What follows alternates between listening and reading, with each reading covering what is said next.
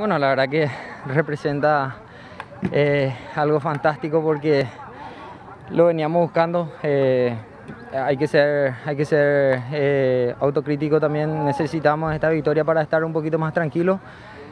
Y bueno, es mérito de todo el equipo, el esfuerzo tremendo que se hizo. Guaraní es un gran equipo, así que se festeja el doble esto. Y en lo personal, ¿cómo te sentís con ese gol? ¿Qué significó la victoria? Bueno, la verdad, en lo personal, muy contento porque sirve para el equipo.